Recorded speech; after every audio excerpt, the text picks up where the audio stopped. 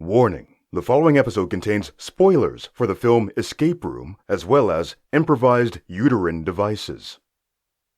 I guess that will make sense later. I certainly hope the explanation isn't just on a Patreon clip. Coming up on August 10th is It's All Been Done Radio Hour's 50th monthly show. Can you believe it? Head to Mad Lab at 4:30 p.m. for a special show featuring the recording of our 250th podcast episode. Finally, find out why Ratcliffe hates Woosley. Wait, is that the same Stephen Woosley from It's All Been Trekked? And a lead character will be departing a segment. Also, for the first time, you can buy beer at the performance. Oh my god, I didn't know that. Get back in character. Right, yes. Where was I? Then, at 10 p.m. that same day, we'll be presenting IABD After Dark 3, a non-canon experimental version of the show with improv, part swapping, and more. Beer will also be available at that one. Get your tickets at madlab.net/tickets. Check out our website at itsallbeendoneradiohour.com and support us at patreon.com/IABD.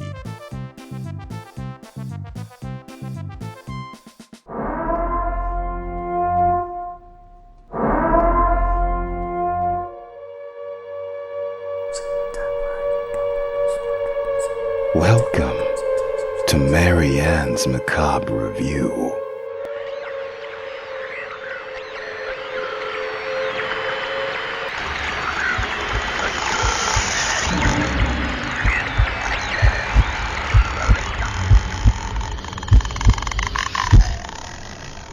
Hello and welcome to Marianne's Macabre Review.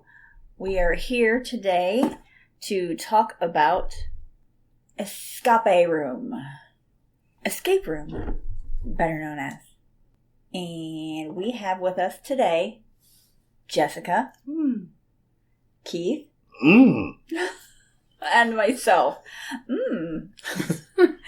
And we just finished watching Escape Room. Once again, it took us two sittings to do it because we are still bad at time management. Keith actually had to go do a matinee last time, so it wasn't really a time management thing. It was just Keith has prior engagements. God, Keith. Come on.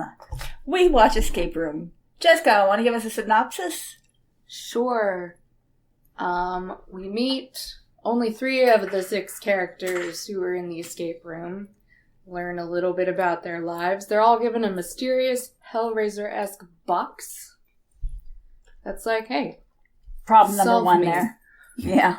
And when they solve it, it gives them an address and a time and all that and says, you can win $10,000 for beating this unbeatable escape room. Which, in hindsight, what a paltry amount of money. Yeah. Yeah. For so many lives.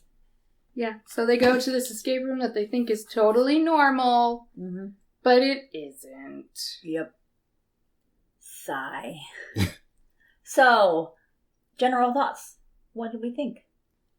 I enjoyed it mostly because I enjoy puzzle movies anyway. Yeah. You like all the Saw movies. Yeah, Saw, and probably more analogous to this would be I think Saw is a pretty good analogy for some of it. Cube, Yeah. that one. I love those Cube. are really good. So it's good in the sense that you get to follow along with them and try to solve the puzzles, and like the way that it started to parallel their experiences in certain ways. So there were several other things like that going on. They walk you through it in such a way that if you're good at solving puzzles, or if you do a lot of them, you can kind of predict what they need to do. But that's just how it has to be shot for it to make sense, certainly.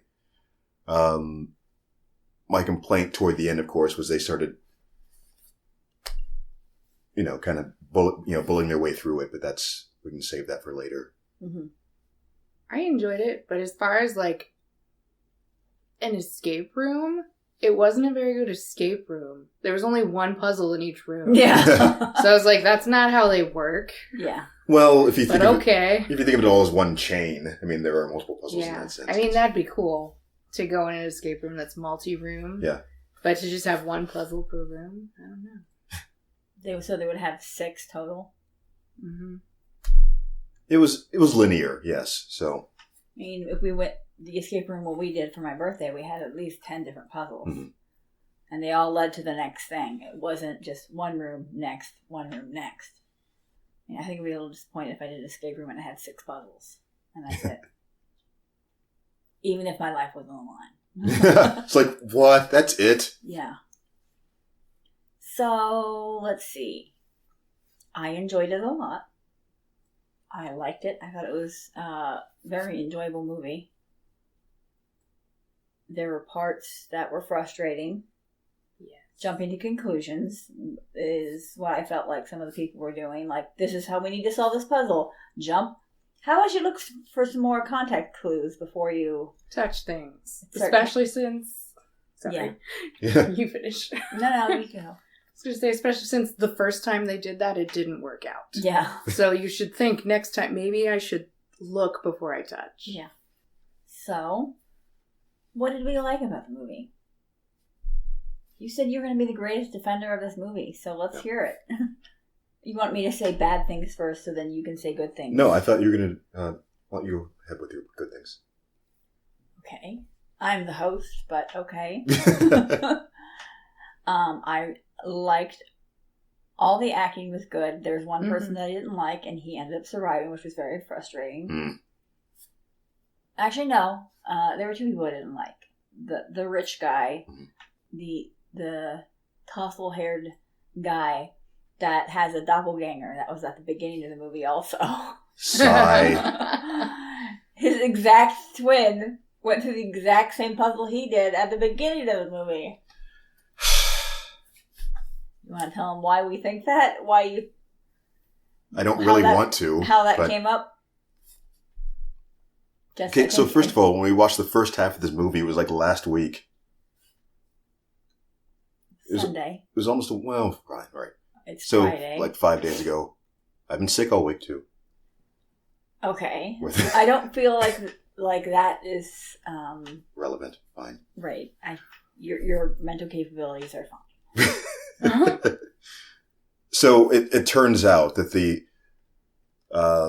it starts out with a cold open. yeah, they do the cold open, and it's supposed to be all the way toward the end of the movie that they're showing us. We're not supposed to know that essentially until later on, and I didn't recognize that guy at the beginning was the guy they were showing us throughout the that we followed through the rest of Yes. the movie. One of the 3 people that they gave us backstories for. Right. Thought it might have been at first, but I wasn't sure. I just kind of forgot about it until we started watching it again today. I think it started out with Jessica saying, "Is that the guy from the beginning?"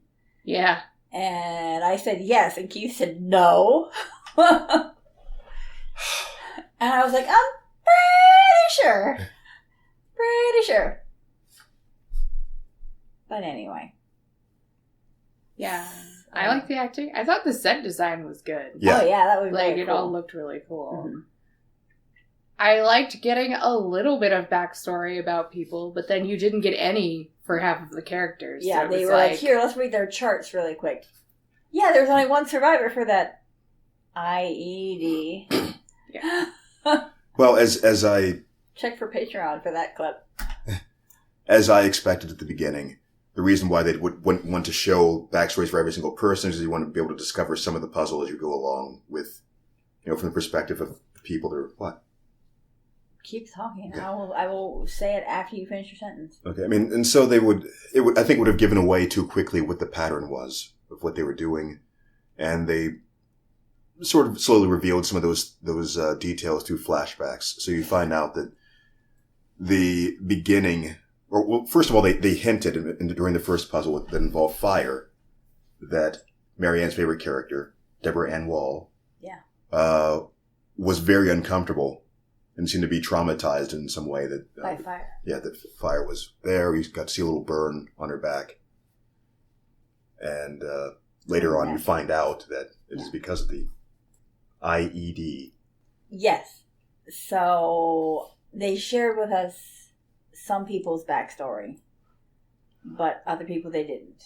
Like the three people that they showed us, which was the girl Zoe, who's in college. Yes. And has nightmares. Yes.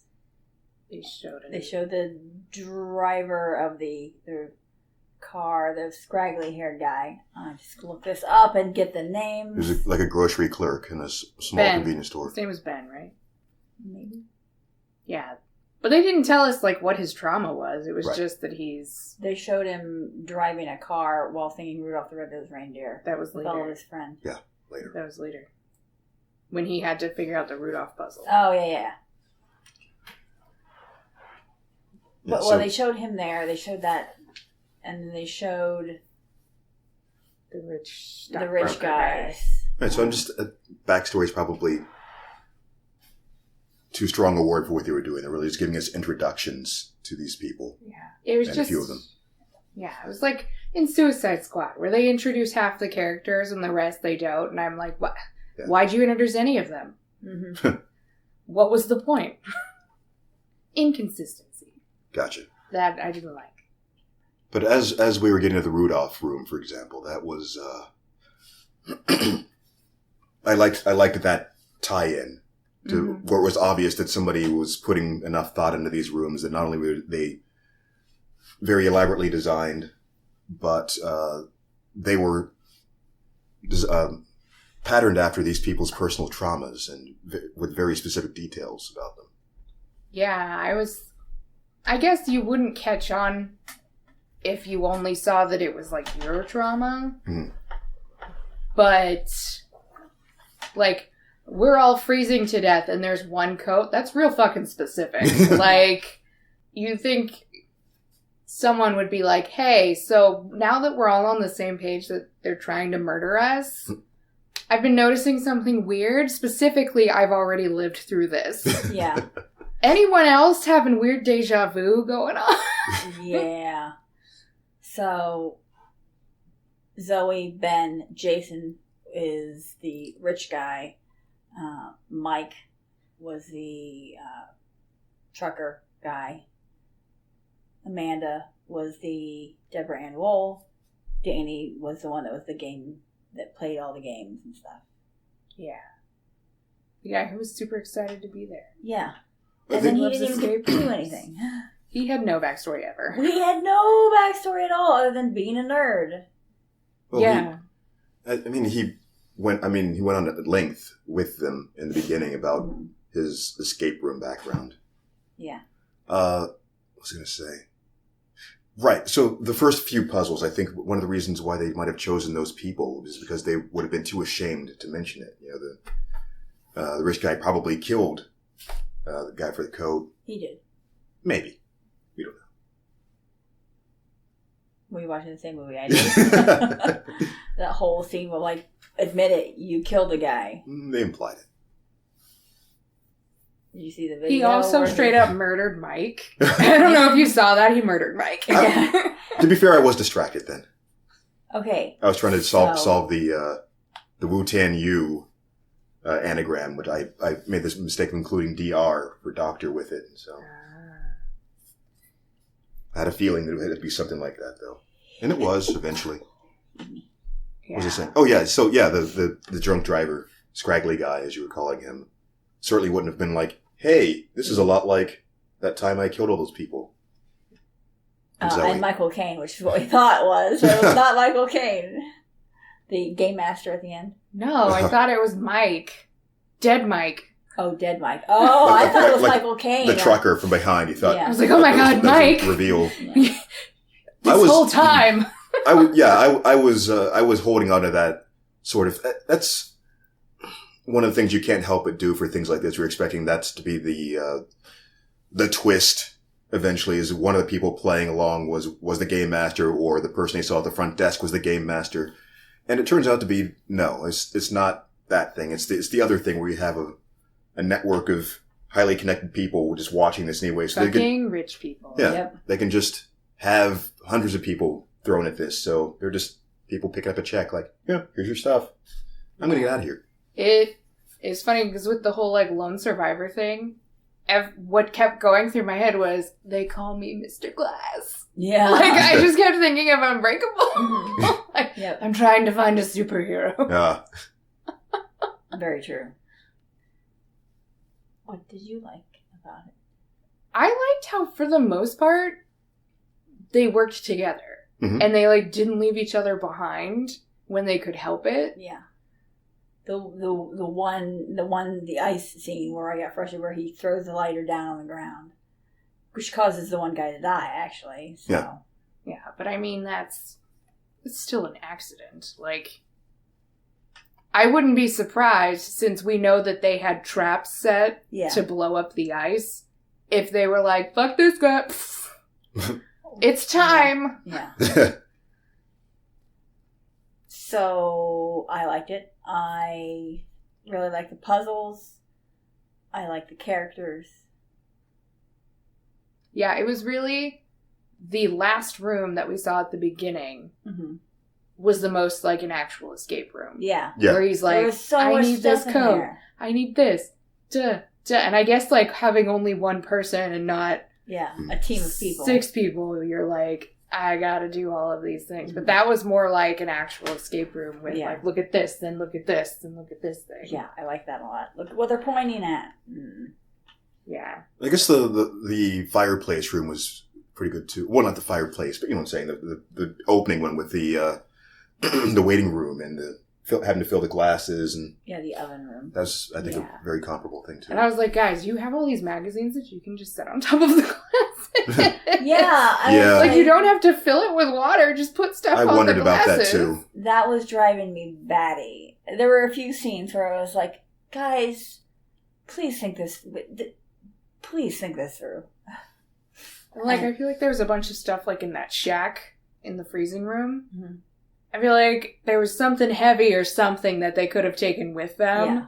Like, just in case. Because fuck this place. Yeah. By the second room, I would have been smashing shit. Pick like, up rope. screw this. Pick up all the rope you can find, wires, pick them up. You can make that into a stronger rope later on. Any of these things. If we know it's a survival situation, No, take stuff with you. take stuff Yeah. with you. Yeah.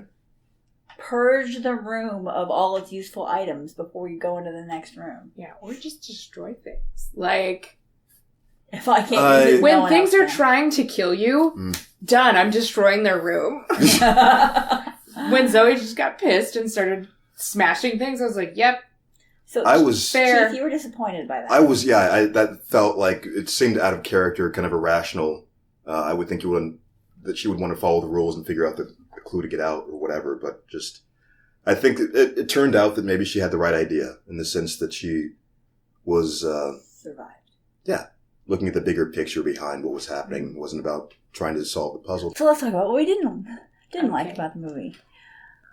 Some of the characters were annoying, and they jumped to conclusions, like in the room with where all the surgery was happening, the surgery stuff. Oh, the that. hospital rooms. Yes. The place where I was And distracted. Jason was like, Oh, God.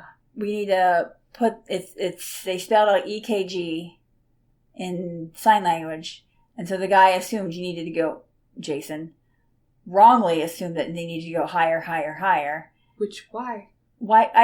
Exactly. So he found beside the EKG machine, he found the paddles to defibrillators. Thank you, Keith. And he killed a guy with it. Kept saying he had to make it go higher. Then he's like, oh, wait, maybe it needs to go lower. And then he meditates down to 50. I thought he was breathing in the Mhm. stuff to make him, but I thought he was not. just meditating. Maybe he was just meditating. I think he was But meditating. 50, I was like, that's not even, I mean, that's low, but he's athletic. His freaking heart rate's probably 50. Yeah. Like, Yeah, if you're super athletic, you can make your heart rate be like super low, which is crazy. I used to follow the Tour de France, and they would do that. And they say, this person's resting heart rate is 6. And I'd be like, what? that's an exaggeration. But it was something like Lance Armstrong was like 16 or something, 16 beats per minute. And I was like, and how? I don't think so. Yeah. Good athletes are like in the 40s. Mm-hmm. I mean, I know the people who divers, Mm-hmm. especially the ones that, free diving, their heart rate can go real low. Oh, yeah. 16, I don't know about that. Maybe. Yeah, and then using the defibrillators to somehow magically make Mike's heart go faster. That's not what they do. Yeah. Well, if you scare somebody enough with them, it's like, I'm going to shock Yeah, you. if you're Zap. terrified. But, like, they're to put your heart back and, like, jolt it back into normal rhythm, not to speed your heart rate up. That's the opposite. That is the opposite of what they do. Fucking Jason. He also, one of my biggest pet peeves, and hilariously I explained this to someone yesterday, was him saying survival of the fittest, whatever. I was like, fuck you and anyone else who says that. Because that's not what it means. The type A bullshit. Just, yeah. There's social Darwinism nonsense. And I'll say the same thing that I said to the person I was explaining this pet peeve to. I can't help it, social Darwinists are fucking stupid. Because that's not what survival of the fittest means. Fit means having babies. Yeah. The fittest people have the most babies. That's what it's about. It's about passing on your genes to the next generation. Right. It's not about surviving an escape room, for goodness sakes. No, that's not what it's about. It's not about taking advantage of people or whatever other dumb bullshit you used that phrase for. It's literally about having as many babies as you can to pass on your genes to the next generation. That's how you survive. So yeah, I like lose it when people say that shit. It makes me so mad. So, yeah. I guess we can infer that one of those last couple of rooms had something to do with the escape room guy. Yeah. The one who died in the ice. Mm-hmm. I was thinking that like the crushing one would probably have to have been the truck driver because of the cave-in, right? Oh yeah. So maybe that. So the drug room, I guess. The drug room, yeah, because it was carbon monoxide poisoning, right? Is what his. I didn't see that. That's what his family. When they died. read out his chart. Yeah. They said carbon. You were busy working on the. No, I saw that there was carbon monoxide. I didn't know that they were associating that with him. So that must be. Yeah, she was reading his chart out. Okay. That must have been his room. Mm-hmm. So, Deborah Ann Wool's room was the fire room. Mm-hmm. The Rudolph room was Scraggly guy's room. Yeah. Ice was Jason. Mm-hmm. What was after that? Upside down. The upside down room was Zoe. She was suspended upside down in a plane crash. Oof. For a week. Yes. In the Vietnamese jungle. Ooh. Really? That's what she said. Wow. Yes, Keith. I was like, I've been in the Vietnamese jungle. It's hot. And gross. Especially if you got dead bodies around you. Yeah. And your mom. Oh, that would smell. Ooh. Yeah. So one of the things that frustrated me about Zoe smashing the cameras and getting left behind subsequently was that it meant those last couple of rooms were left to the guys who seemed to be the least methodical and able to solve the puzzles. Right. And so they were just kind of throwaway. Willy-nilly. Well, the scraggly guy Ben ended up following some of her rules when he took it to the next room, which made him survive, actually. Yeah. Pretty damn capable all of a sudden. Yeah. Which means he had it in him the whole time. He just was half-assing it the whole. Yeah. Yeah. Well, and I think he's got like extreme guilt and depression is what it seemed to imply. Yeah. So I'm sure he's just been in a downward spiral. Yeah. But it seemed like he's at the point where he's trying to get out because you made the mention of like, I want to leave my parents' house and I want to do more. And he has a vegan dog food company now. It's fine. The dogs will die. Oh, God. So that ending. What? Come on, Other Keith. You know better than that. If you don't want to hear about the final destination of the first Final Destination, skip ahead 5 seconds.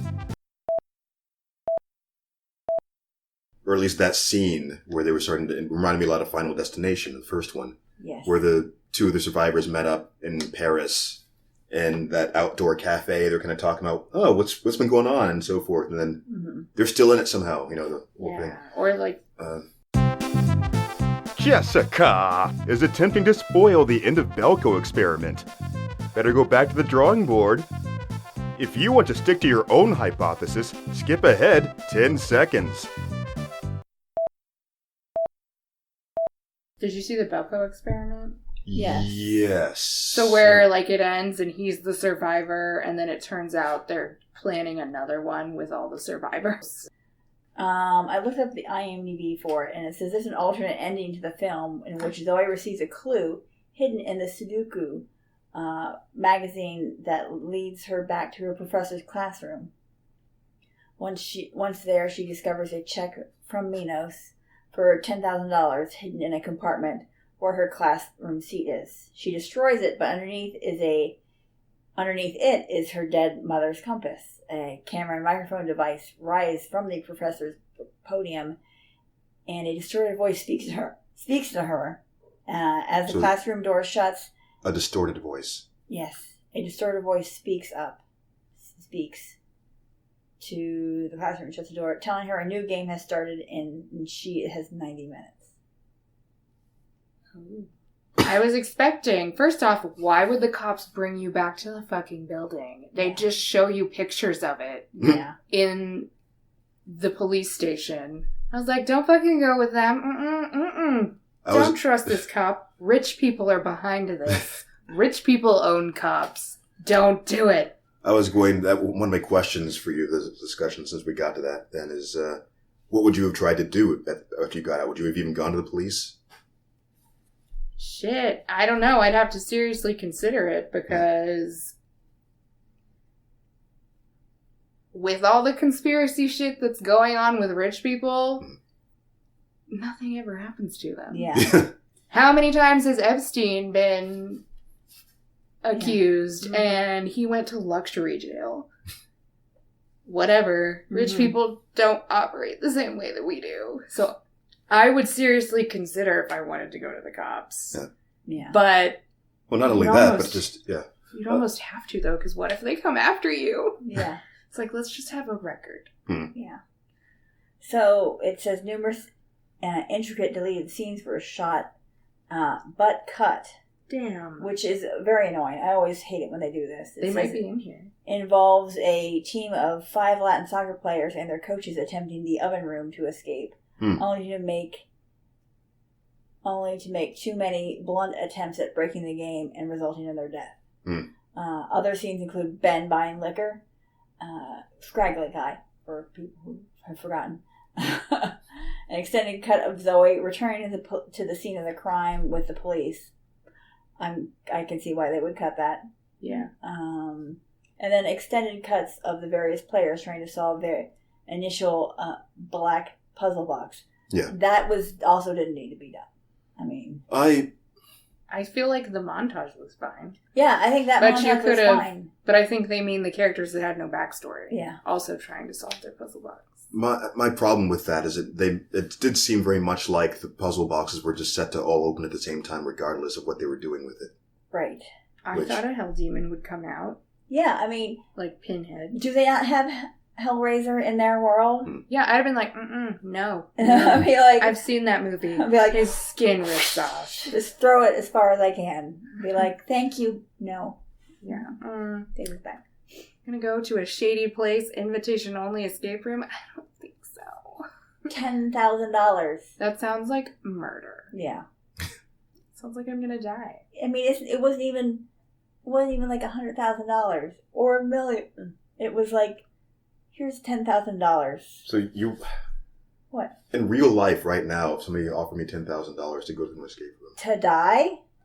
I don't think they would have led with that. I'm just saying, I wouldn't assume that that's what the intent was in real life. I mean... I guess that's why they sent it from people they trust. That too. But the one dude, the rich guy, had no reason to go. Yeah. He said his client sent it, so it was like... Well, I guess I gotta go. You're like, oh yeah, I gave it to my mom.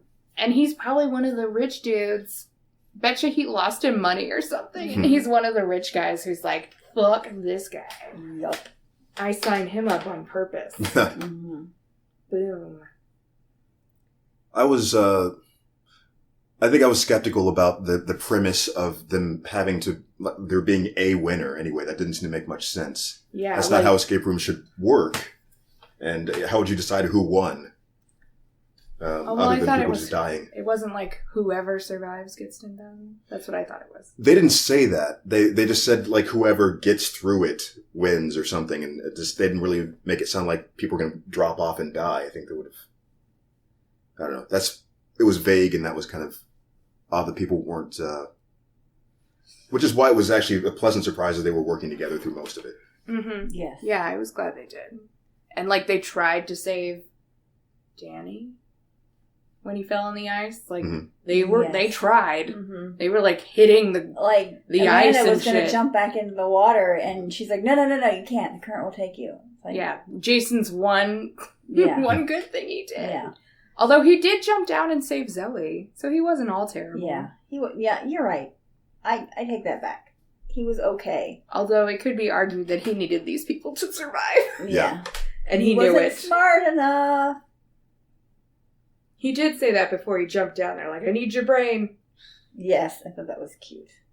But yeah, in a sense that if this happened in quote-unquote real life, normal people probably wouldn't, when they realized that this was life or death, probably wouldn't be so cavalier about trying to kill other people off. I would hope. I would hope, but then again, there are people who will do, well, I don't know.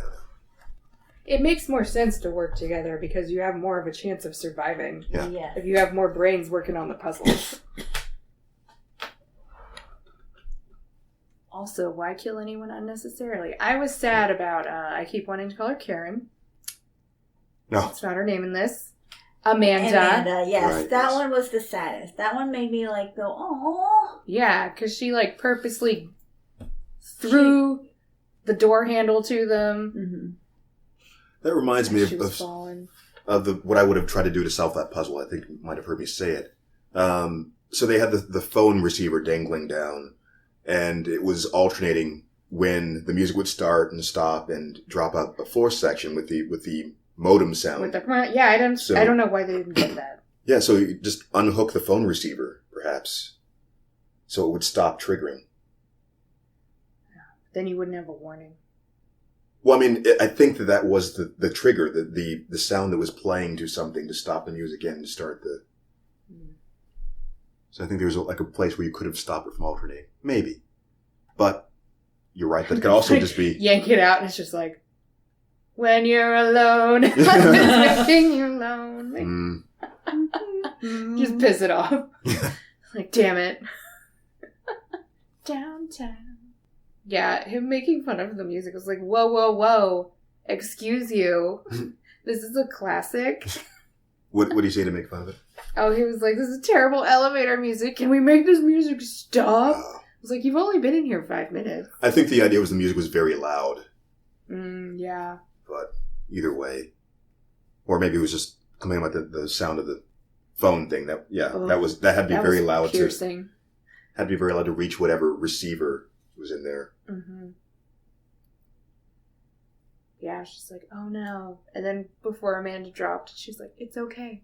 It's okay. Yeah, that was the killer. No, it's not. It is not okay. It is not okay.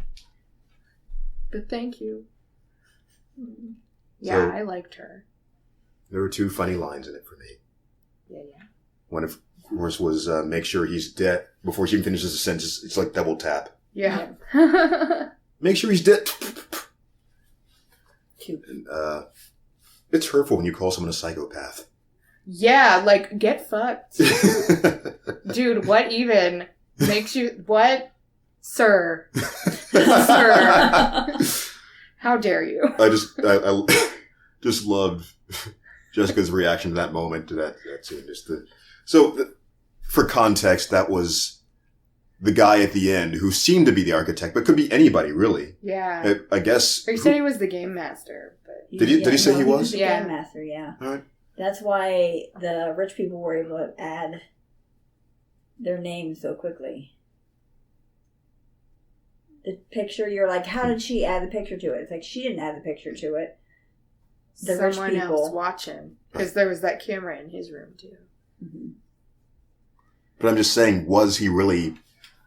We saw there was a much larger organization later. We saw that there were people, like, play testing the puzzles and getting ready to deploy them and tracking people. So it didn't seem like they really needed him in particular to do anything.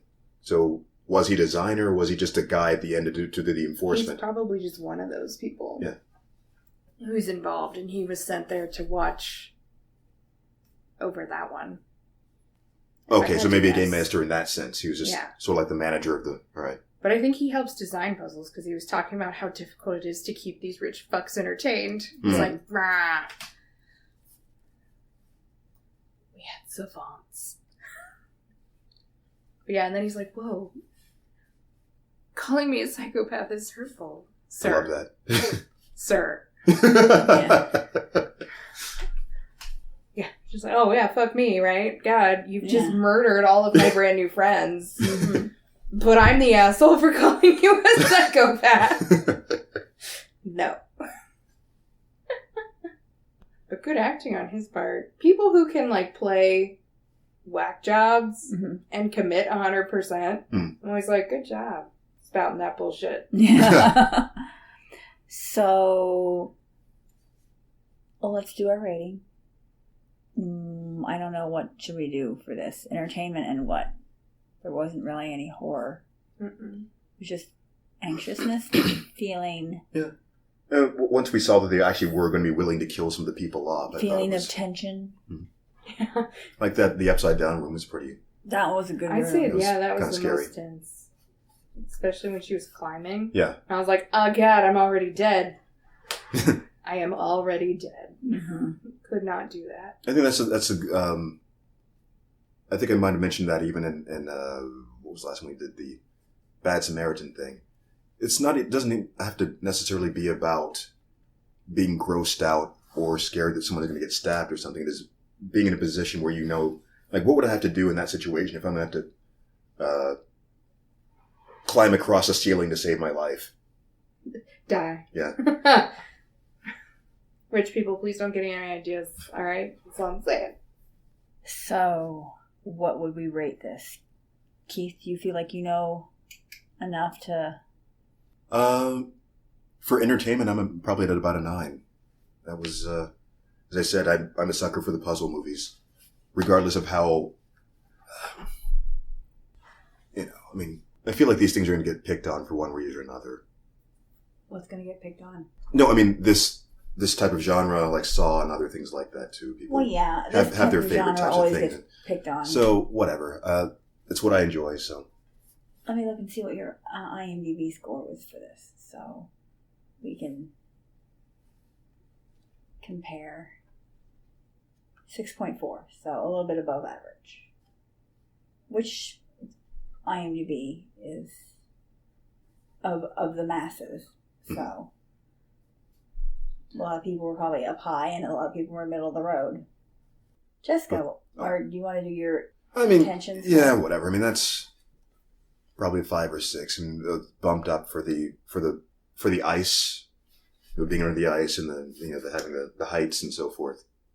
I remember one of the things that annoyed me when they were with the ice cube, how they were trying to make the whole thing melt at once. Oh yeah, instead of just melt the top down to the key. You don't have to spend all of your energy hugging it so it can make it down small on both sides.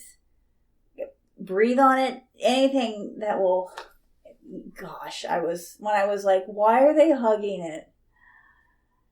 Just take the top, and it would have been half that time. Yes. Anywho, sorry, Jessica, your score. Entertainment. I feel like an 8. And then,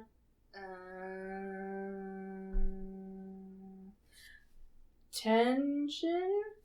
That was a 10. I was like, wow. Tension, I say a 5. Specifically for her monkey barring it across that room. Yes. Because that made me real tense. I was like, oh god. So, truth time here. Keith always sped through these commercials. So, I went into this thinking it was Sophie Turner because I didn't see anything of it. And I was like, yay! Santa's in this. Wait a minute, who? Deborah Ann Wool. Okay, another redhead I like. However, sad that it wasn't Sophie Turner. Wow, all right. So I would say, now that my expectations have been tapered, I'm giving it a 7. 1 point off because it wasn't Sophie Turner. Come on. It was still a very enjoyable movie. Let me think. Tension, I'd say 5 also.